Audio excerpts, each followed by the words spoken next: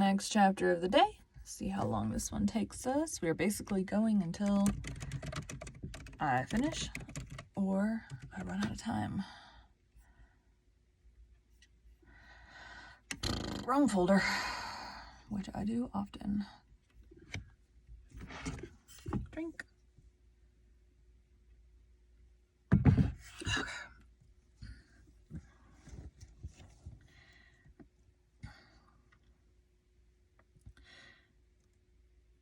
Chapter 36. The Gardener's Call. "Here's a letter for you with an Indian stamp for you, Aunt Jimsy," said Phil. "Here are 3 for Stella and 2 for Pris, and a glorious fat one for me from Joe. There's nothing for you, Anne, except a circular." Nobody noticed Anne's flush as she took the thin letter Phil tossed her carelessly. But a few minutes later, Phil looked up to see a transfigured Anne. "Honey, what good thing has happened?" "The youth's friend has accepted a little sketch I sent them a fortnight ago," said Anne, trying hard to speak as if she were accustomed to having sketches accepted every mail, but not quite succeeding. "Anne Shirley, how glorious! What was it? When is it to be published? Did they pay you for it?" "Yes, they've sent a check for $10, and the editor writes that he would like to see more of my work. Dear man, he shall. It was an old sketch I found in my box. I rewrote it and sent it in, but I never really thought it could be accepted because it had no plot," said Anne, recalling the bitter experience of Avril's atonement. "What are you going to do with that $10, Anne? Let's all go up to town and get drunk," suggested Phil. "I am going to squander it in a wild, soulless revel of some sort," declared Anne gaily. "At all events, it isn't tainted money like the check I got for that horrible reliable baking powder story. I spent it usefully for clothes and hated them every time I put them on." "Think of having a real live author at Patty's Place," said Priscilla. "It's a great responsibility," said Aunt Jamesina solemnly. "Indeed it is," agreed Pris with equal solemnity. "Authors are kittle cattle. You never know when or how they will break out. Anne may make a copy of us." "I meant that the ability to write for the press was a great responsibility," said Aunt Jamesina severely, "and I hope Anne realizes it. My daughter used to write stories before she went to the foreign field, but now she has turned her attention to higher things. She used to say her motto was never write a line you would be ashamed to read at your own funeral. You'd better take that for yours, Anne, if you're going to embark in literature. Though to be sure," added Aunt Jamesina perplexedly, "Elizabeth always used to laugh when she said it. She always laughed so much that I don't know how she ever came to decide on being a missionary. I'm thankful she did. I prayed that she might, but I wish she hadn't." Then Aunt Jamesina wondered why those giddy girls all laughed. Anne's eyes shone all that day. Literary ambitions sprouted and budded in her brain. Their exhilaration accompanied her to Jenny Cooper's walking party, and not even the sight of Gilbert and Christine walking just ahead of her and Roy could quite subdue the sparkle of her starry hopes. Nevertheless, she was not so rapt from things of earth as to be unable to notice that Christine's walk was decidedly ungraceful.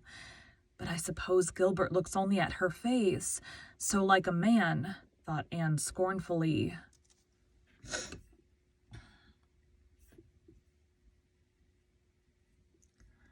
Roy. "May I see you home, Janet?" Nope. There he is. Pardon me.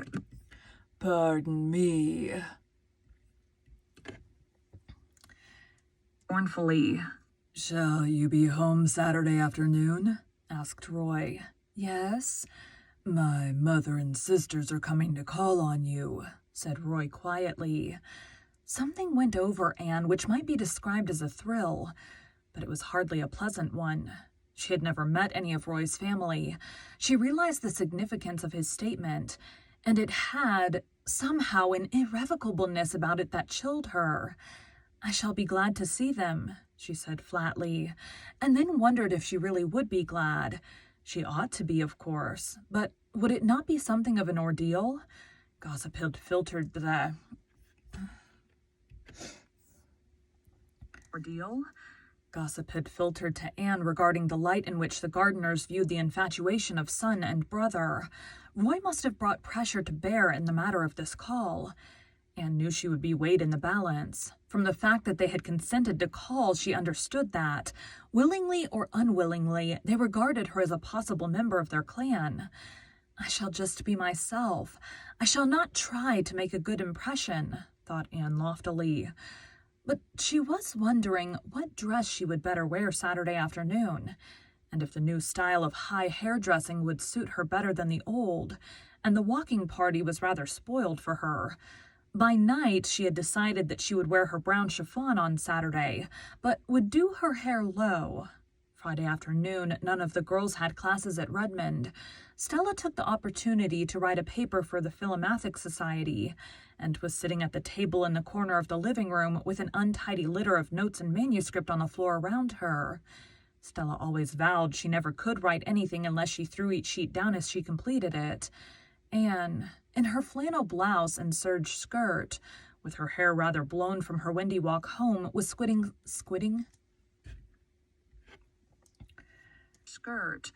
with her hair rather blown from her windy walk home, was sitting squarely in the middle of the floor, teasing the Sarah cat with a wishbone. Joseph and Rusty were both curled up in her lap. A warm, plummy odor filled the whole house, for Priscilla was cooking in the kitchen. Presently she came in, enshrouded in a huge work apron, with a smudge of flour on her nose, to show Aunt Jamesina the chocolate cake she had just iced. At this auspicious moment, the knocker sounded. Nobody paid any attention to it save Phil, who sprang up and opened it, expecting a boy with the hat she had bought that morning. On the doorstep stood Mrs. Gardiner and her daughters. Anne scrambled to her feet somehow, emptying 2 indignant cats out of her lap as she did so, and mechanically shifting her wishbone from her right hand to her left. Priscilla, who would have had to cross the room to reach the kitchen door, lost her head, wildly plunged the chocolate cake under a cushion on the Inglenook sofa, and dashed upstairs.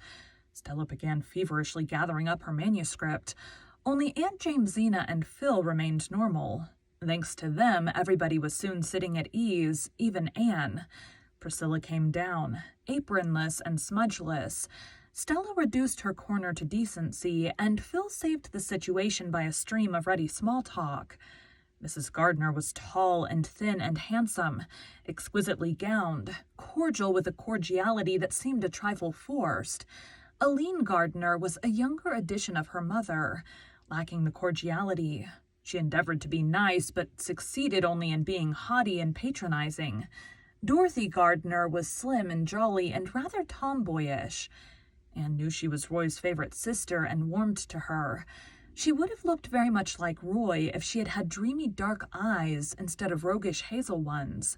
Thanks to her and Phil, the call really went off very well, except for a slight sense of strain in the atmosphere and 2 rather untoward incidents. Rusty and Joseph, left to themselves, began a game of chase, and sprang madly into Mrs. Gardiner's silken lap and out of it in a wild career. Mrs. Gardiner lifted her lorgnette and gazed after their flying forms as if she had never seen cats before, and Anne, choking back slightly nervous laughter, apologized as best she could. "You are fond of cats?" said Mrs. Gardiner with a slight intonation of tolerant wonder.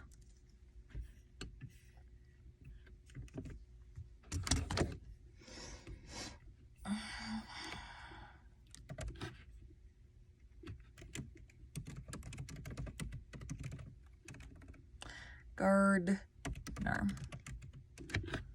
Oops. Oop.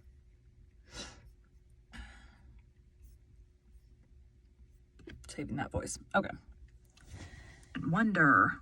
Anne, despite her affection for Rusty, was not especially fond of cats, but Mrs. Gardiner's tone annoyed her. Inconsequently, she remembered that Mrs. John Blythe was so fond of cats that she kept as many as her husband would allow. "They are adorable animals, aren't they?" she said wickedly. "I have never liked cats," said Mrs. Gardiner remotely. I love them, said Dorothy. They are so nice and selfish. Dogs are too good and unselfish. They make me feel uncomfortable, but cats are gloriously human.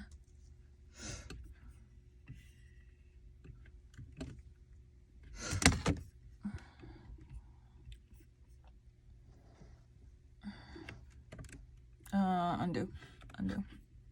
Here. Dorothy Gardner. Paste, save. Okay. Definitely spelled that last name wrong, but it's fine.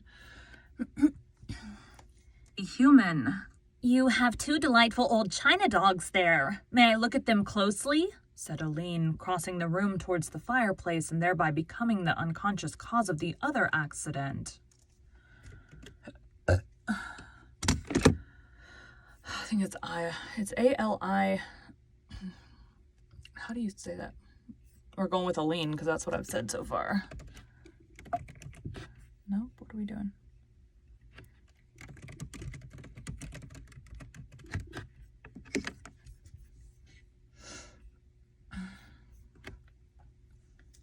Accident. Picking up Magog, she sat down on the cushion under which was secreted Priscilla's chocolate cake. Priscilla and Anne exchanged agonized glances but could do nothing. The stately Aline continued to sit on the cushion and discuss China dogs until the time of departure. Dorothy lingered behind a moment to squeeze Anne's hand and whisper impulsively, I know you and I are going to be chums. Oh, Roy has told me all about you. I'm the only one of the family he tells things to, poor boy. Nobody could confide in Mama and Aline, you know. What glorious times you girls must have here. Won't you let me come often and have a share in them? Come as often as you like, Anne responded heartily, thankful that one of Roy's sisters was likable. She would never like Aline, so much was certain, and Aline would never like her, though Mrs. Gardner might be one. Altogether, Anne sighed with relief when the ordeal was over. Of all sad words of tongue or pen, the saddest are it might have been, quoted Priscilla tragically, lifting the cushion. This cake is now what you might call a flat failure, and the cushion is likewise ruined. Never tell me that Friday isn't unlucky. Lucky. People who send word that they are coming on Saturday shouldn't come on Friday, said Aunt Jamesina. I fancy it was Roy's mistake, said Phil. That boy isn't really responsible for what he says when he talks to Anne. Where is Anne? Anne had gone upstairs. She felt oddly like crying, but she made herself laugh instead. Rusty and Joseph had been too awful, and Dorothy was a dear.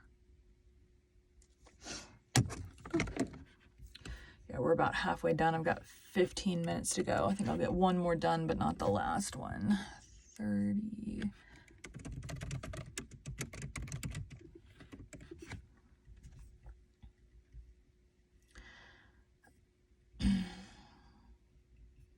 Thanks, guys.